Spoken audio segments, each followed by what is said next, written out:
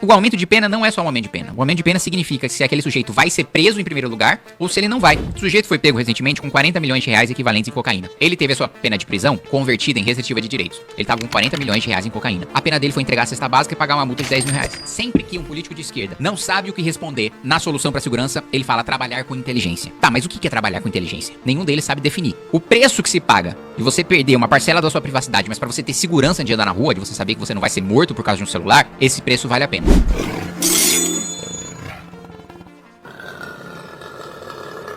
Vamos começar falando um pouquinho sobre você. Você ficou conhecido nacionalmente como um dos fundadores do Movimento Brasil Livre.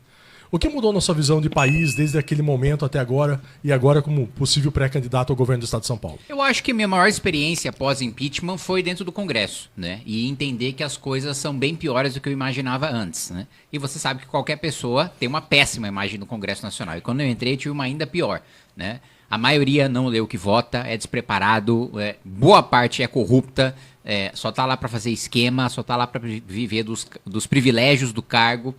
Não pensa país, não tem capacidade de pensar país. A maioria, mesmo se lesse os projetos, não seria capaz de interpretar os projetos. Então, assim, é uma discussão extremamente pobre.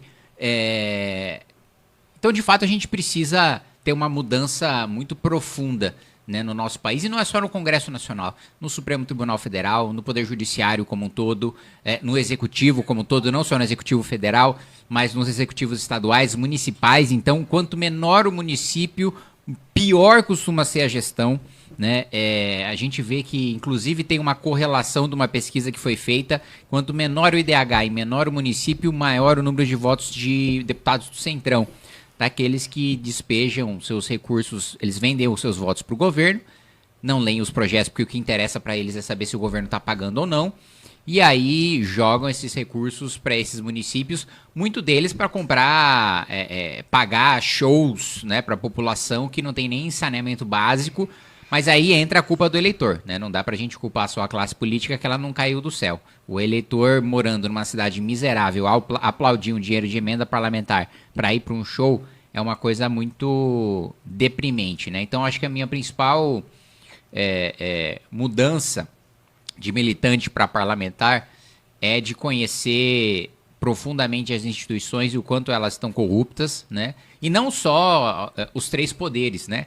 Conselhos de classe, sindicatos não só de trabalhadores, mas sindicatos patronais, elite de iniciativa privada, empresários que têm relacionamentos muito próximos com o governo. O nosso país está tomado por uma elite corrupta, né? Rodolfo. Kim, você se tornou conhecido nacionalmente por ser um grande opositor do PT. Nos últimos tempos você tem feito críticas ferrenhas ao bolsonarismo, né? A esse núcleo duro do bolsonarismo. Qual é o seu projeto político ou projeto político dos seus pares, né, do Partido Missão, para o país? O projeto político positivo e não reativo. Eu percebo às vezes que há um discurso um tanto quanto reativo. Porque quem não está no poder precisa criticar quem está no poder para mostrar a sua diferença, né? É natural que seja assim, que a oposição reage, né? E o governo que precisa governar. Mas a nossa postura crítica ela vem acompanhada do mais profundo e mais completo plano de país de qualquer outro partido, né? Você não vê nos outros partidos um trabalho de pesquisa acadêmica, profissional, para levantar dados e discutir o país. A gente lançou 6 fascículos do que a gente chama de livro amarelo, que é o nosso programa de país.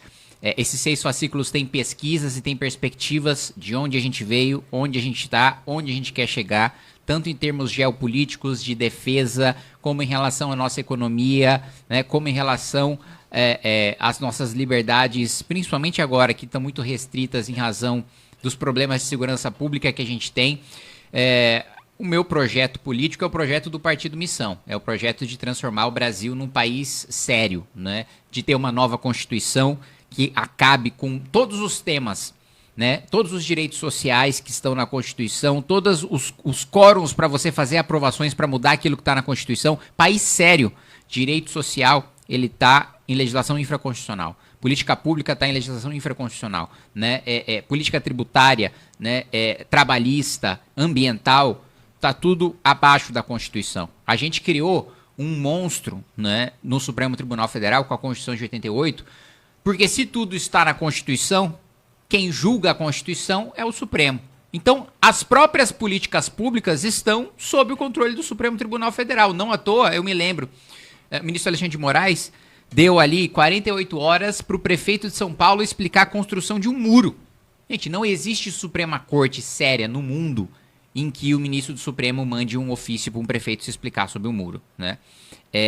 Então, o nosso projeto de país, transformar o Brasil num país desenvolvido, um país que tem assento na mesa dos adultos. Hoje, o posicionamento do Brasil, a gente está num mundo em guerra, né? A gente está num mundo em guerra na Ucrânia, a gente está num mundo em guerra no Oriente Médio, a gente está num mundo de tensões em Taiwan, né, envolvendo a China e o Japão e a Coreia do Sul. E a opinião hoje do Brasil não importa nada para esses conflitos.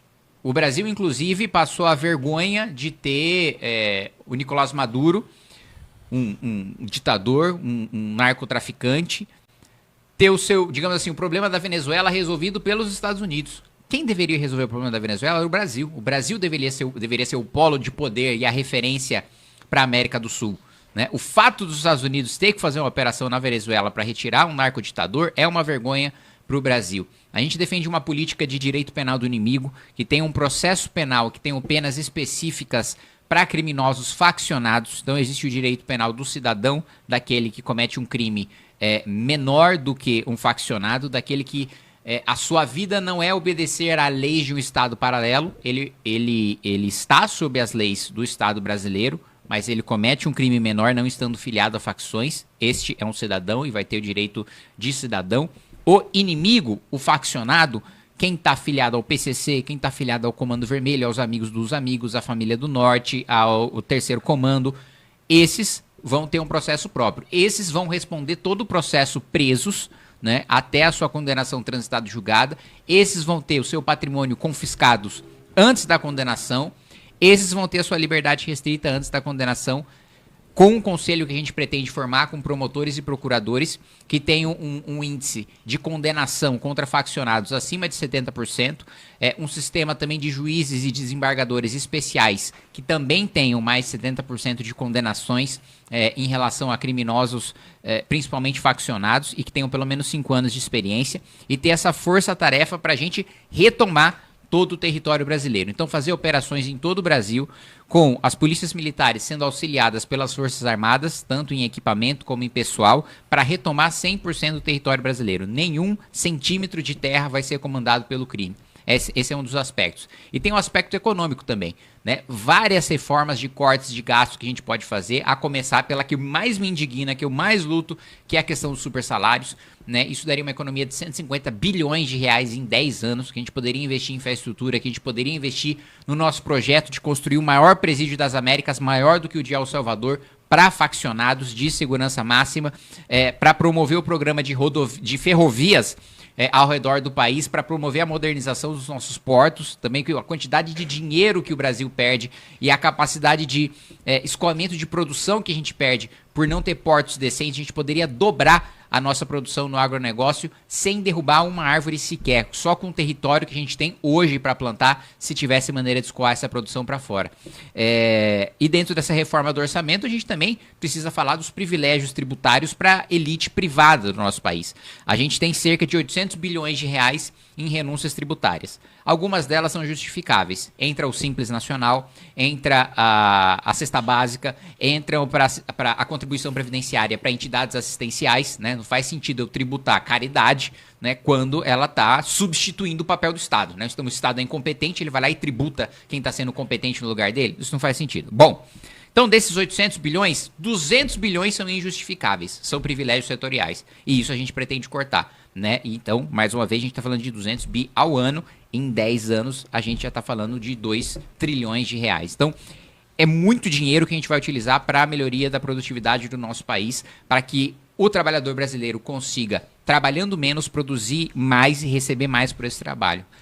Eu só citei 2 aspectos do nosso programa, mas o Livro Amarelo ainda tem infraestrutura, defesa, meio ambiente reindustrialização do Nordeste, investimento em ciência e tecnologia e outros setores que a gente pode discutir. A gente ainda vai entrar nessas pautas aí. Qual a sua estratégia concreta para enfrentar facções como o PCC? E também uma outra pergunta. Você defende o endurecimento penal ou aposta mais na inteligência e prevenção? As duas coisas, né? Eu acho que a questão das facções eu tratei falando sobre o direito penal do inimigo. Agora, em relação a endurecimento e inteligência, sempre que um político de esquerda não sabe o que responder na solução para a segurança, ele fala trabalhar com inteligência. Tá, mas o que é trabalhar com inteligência? Nenhum deles sabe definir, né? Eu sei definir a proposta que eu defendo. Eu defendo o ciclo completo de polícia, eu defendo a reforma do nosso inquérito. Nosso inquérito policial é absolutamente cartorial. Tem um inquérito, os inquéritos, para quem nunca viu é um calhamaço desse tamanho que a maior parte é despacho. Tô aqui me cientificando, mandando pra tal. Aí, mano, o delegado... Primeiro, chega a polícia militar. Ela identifica um crime. O crime acabou de acontecer. Tem imagem de câmera, tem testemunha. A polícia militar pode escutar a testemunha? Não. Pode pegar a imagem de câmera? Não. A polícia militar precisa encaminhar e o sujeito precisa ter a vontade de fazer um BO na polícia civil. Eu já vi várias vezes pessoas sendo vítima de crime falando, não, eu não vou. Eu não vou porque eu vou ficar lá perdendo tempo e não vai resolver nada. Então, primeiro ponto que já está errado é o policial não poder, na própria ocorrência, colher provas e não para ele tocar a investigação, mas ele para encaminhar isso para a Polícia Civil, né? Ou, se for uma ocorrência menor, ele próprio defende que possa tocar a investigação. Aí chega para a Polícia Civil, passa para o escrivão passa para o delegado vai passar para uma outra pessoa, essa outra pessoa vai fazer uma diligência, vai voltar para o delegado, acabou o prazo de investigação. O delegado vai passar para o Ministério Público vai pedir mais prazo para o juiz devolve para o Ministério Público devolve para o delegado devolve para um cara fazer a diligência, esse cara passa para outro cara fazer a diligência. Não tem como isso funcionar, né? E eu não vejo nenhum parlamentar de esquerda ter a capacidade de descrever todo esse processo e falar como a gente pode fazer isso com inteligência. Então, sem dúvida nenhuma, trabalhar com inteligência, trabalhar com prevenção. Imagens de câmera com inteligência artificial para reconhecer o rosto dos criminosos, dos faccionados ou daqueles que estão foragidos. Foram contra, né? Nós somos absolutamente a favor. Aliás, eu fui um dos primeiros a defender essa tecnologia, inclusive apanhando de alguns setores da direita que falaram, não, mas pô, invasão da privacidade e tal. Falou, meu amigo, você tá na rua. Já começa aí, você não tá na sua casa. E outra coisa, o preço que se paga de você perder uma parcela da sua privacidade, mas para você ter segurança de andar na rua, de você saber que você não vai ser morto por causa de um celular, esse preço vale a pena. Então, trabalhar com essa inteligência, tanto que no Smart Sampa, mais de 1.000 já foram presos com essa tecnologia. Em São Caetano também o número de crimes diminuiu drasticamente, em outras cidades que é implementado. Sobre endurecimento de penas, bom, eu acabei de aprovar um projeto de aumento de pena para furto, roubo e receptação, né? Porque no Brasil, o aumento de pena não é só um aumento de pena. O aumento de pena significa se aquele sujeito vai ser preso em primeiro lugar ou se ele não vai. Por quê? Por causa da conversão em penas restritivas de direito. Então, vou te dar um exemplo. O sujeito foi pego recentemente com 40 milhões de reais equivalentes em cocaína. Ele teve a sua pena de prisão convertida em restritiva de direitos. Ele estava com 40 milhões de reais em cocaína. A pena dele foi entregar a cesta básica e pagar uma multa de 10 mil reais. Absurdo, né?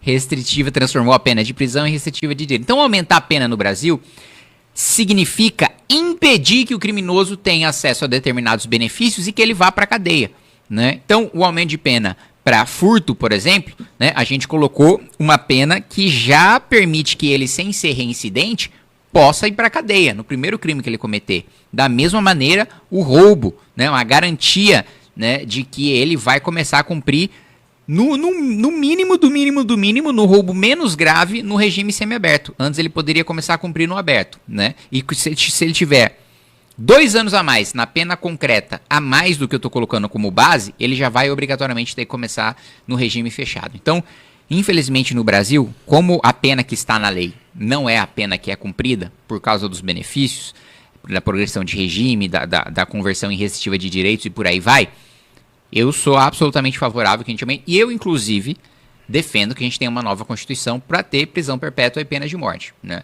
Eu não acho, por exemplo, que aquele sujeito que atropelou a própria mulher e arrastou ela no asfalto durante 1 quilômetro, eu não acho que esse sujeito mereça continuar vivendo. nem que seja prisão perpétua, porque eu nem quero que esse sujeito gere custos para o Estado. Eu acho que ele tem que ser morto, não tem nenhuma chance de ressocialização. Ele tem que ser condenado à pena de morte.